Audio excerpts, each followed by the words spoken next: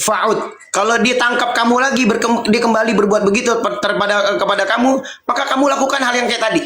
Nggak apa-apa. Artinya ini perkataan di dalam hadis.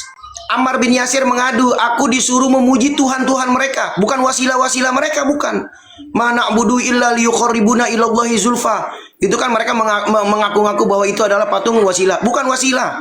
Ini Ammar bin Yasir yang mengaku kepada Nabi, aku disuruh menyebut kebaikan-kebaikan atau memuji-muji Tuhan-Tuhan mereka. Inilah orang-orang kafir Quraisy, itu mereka menganggap patung-patung mereka itu Tuhan-Tuhan mereka. Entah, terserah deh, mau diartikan oleh Wahabi itu Tuhan uluhiyah atau Tuhan rububiyah, pokoknya Tuhan. Mau diyakinin itu yang memberi rezeki tapi tidak disembah, pokoknya udah meyakini bahwa itu dia memberi rezeki. Apalagi sebaliknya, meyakini itu Tuhan uluhiyah, disembah-sembah. Ini udah parah. Assalamualaikum, bisa minta waktu 15 detik? Silakan. Itu terjemahannya pun sudah nyata bahwa mereka itu tidak beriman. Kok pakai iman rubiyah segala? Itu terjemahan aja jelas bahwa mereka itu orang munafik dan tidak beriman. Nggak paham, apalagi ke tafsir itu terjemahan sudah jelas. Masa nggak paham Bang Mangun bahwa mereka itu tidak beriman? Ya udah. Saya ingin ke guru Hilman lagi ya, sekali lagi nih ke guru Hilman. Bang Mangun mungkin terakhir apa namanya? Itu sebentar ya. Ya Hilman, Bang Mangun. Silakan. Bang Mangun, maksudnya begini terakhir Bang Mangun, kenapa saya ingin klarifikasi, mungkin kawan-kawan anggap saya terlalu keras ketika bilang dungu Ibnu Abdul Wahab. Jadi saya ada alasan untuk mengatakan Ibnu Abdul Wahab ini dungu. Dan ini alasan saya supaya maksudnya kita menghukumi orang betul-betul sesuai kapasitasnya begitu. Tidak mengatakan orang yang pintar itu bodoh dan tidak mengatakan orang yang bodoh itu pintar. Tidak mengatakan orang yang cerdas itu dungu dan tidak mengatakan orang yang dungu itu cerdas. Jadi ini alasan saya. Ke saya aja guru. Ke saya aja bilang dungunya, iya. Bilang dungu, bilang sesat, bilang apa enggak apa-apa ke saya aja. Jangan Anda masih berpotensi untuk jadi. Jangan Bang Mangun, antum masih berpotensi jadi cerdas. Kalau Ibnu Abdul Wahab sudah tidak bisa berpotensi jadi cerdas karena sudah mati. Iya toh? Tidak bisa belajar lagi. Jadi kenapa saya kasih tahu? Dia berbicara di dalam kitab ini, tauhid itu dijelaskan ini, tauhid rububiyah dan uluhiyah.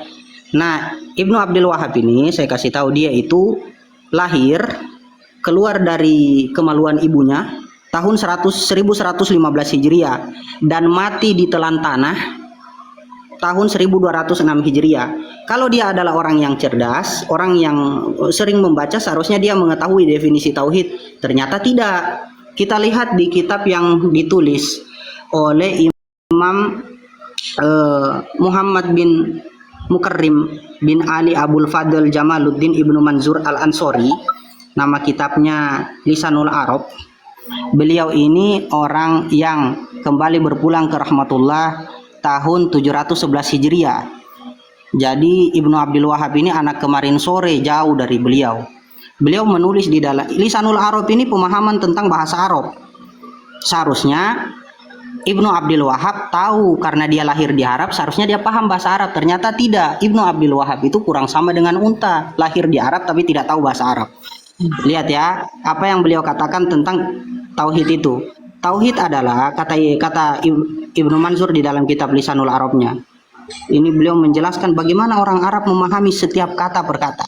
Wa tauhidu al-imanu billahi wahdahu la syarikalah. Tauhid adalah iman kepada dan tidak mensekutukan Allah. Ingat, poin pentingnya adalah mengimani Allah semata, tidak mensekutukan Allah. Nah, Ibnu Abdul Wahab memasukkan orang yang dikatakan oleh At-Tabari sebagai apa namanya? Mana tadi itu? Orang musyrik, orang yang mensekutukan Allah sebagai orang yang bertauhid rububiyah. Otomatis dari sini sudah bisa kita pahami kalau Ibnu Abdul Wahab pertama dia malas membaca, sehingga dari malas membaca ini menimbulkan kedunguan. Yang kedunguannya itu sudah tidak bisa terobati karena sudah mati ditelan bumi, jadi bangkai, dimakan lumut. Terima kasih.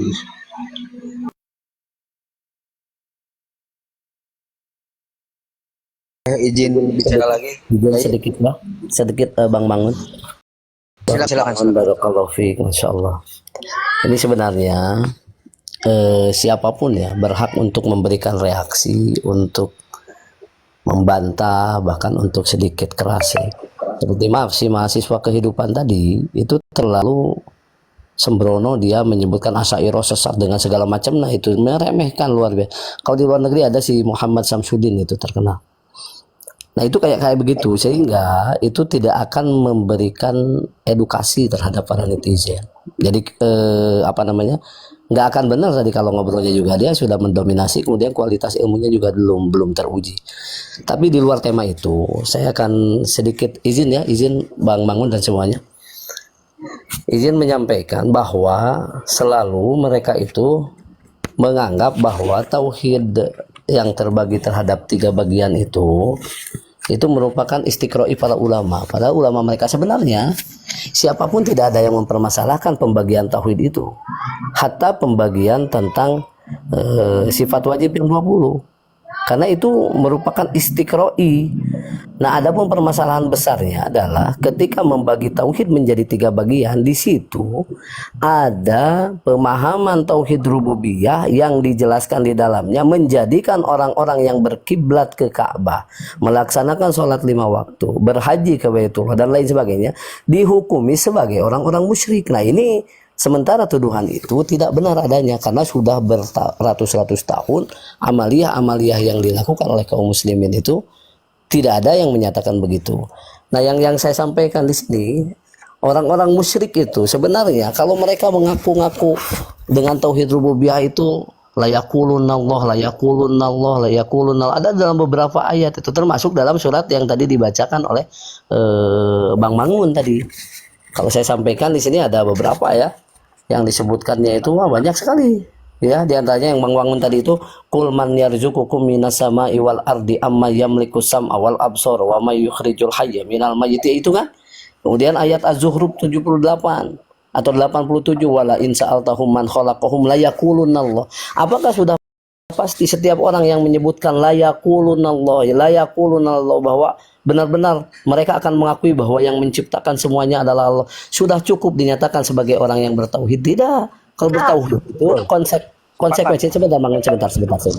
Konsekuensi bertauhid itu dianggap sebagai orang yang muslim nanti. Karena tidak mungkin bersatu antara musyrik atau kesyirikan dengan tauhid. Sebagaimana saya sampaikan di sini, maaf. Orang-orang musyrik berdusta dan hanya mengaku-ngaku dalam tauhid rububiyah, versinya orang-orang Wahabi. Itu bagaimana? Disebutkan di situ bahwa sebenarnya orang-orang musyrik itu menyandarkan hujan kepada bintang-bintang. Tidak Allah yang menurunkan hujan. Tadi kan yang disebutkan ayatnya oleh Bang Mangun yang menurunkan hujan itu bahwa mereka itu berdusta. Yang kedua, jangan dulu dipotong sebentar. Mereka itu tidak dikatakan bertauhid karena hakikatnya mereka itu mendatangi dan mempercayai para dukun. Kanu ya'tunal kuhan.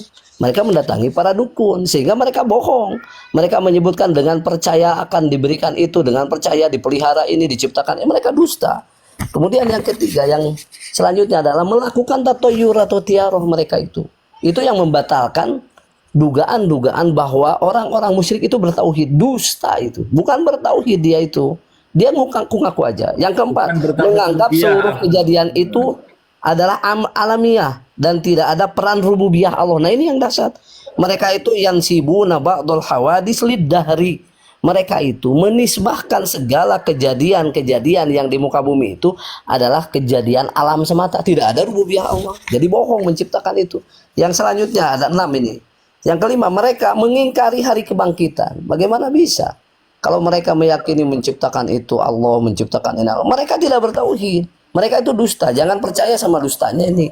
Dan yang jadi masalahnya, jadi muskilahnya itu ayat-ayat orang musyrik tadi yang jelas-jelas kekafirannya, yang bukan seorang muslim, Abu Jahal, Abu Lahab, CS dan lain sebagainya, itu ditempelkan kepada saudara-saudara kita, terlebih itu kepada orang-orang yang tanda kutip orang-orang Asy'ariyah Maturidiyah. Banyak orang-orang yang bermadhab Syafi'i itu dimusyrik-musyrikan. Itu yang harus ditindak, itu yang harus dibenahi, karena 300 tahun ke belakang nggak ada yang kelakuannya begitu. Jadi kemunculan Wahabi ini memang kemunculan yang merusak. Maka ini Bang Mangun mohon maaf kalau dalam narasi-narasi Anda itu jangan sampaikan tahun 2028 akan maju berkibar Wahabi. Nah, itu ucapan-ucapan enggak ini. Itu justru malah memberikan apa namanya? Negatif. Jadi enggak ada negara yang manapun yang merekomendasikan ajaran Wahabi. Kecuali Saudi juga hanya kepentingan politik. Nanti ke depannya itu sekarang saya Fauzan banyak dihapus fatwanya karena kepentingan politik. Suatu saat aliran-aliran Wahabi itu akan hilang. Karena itu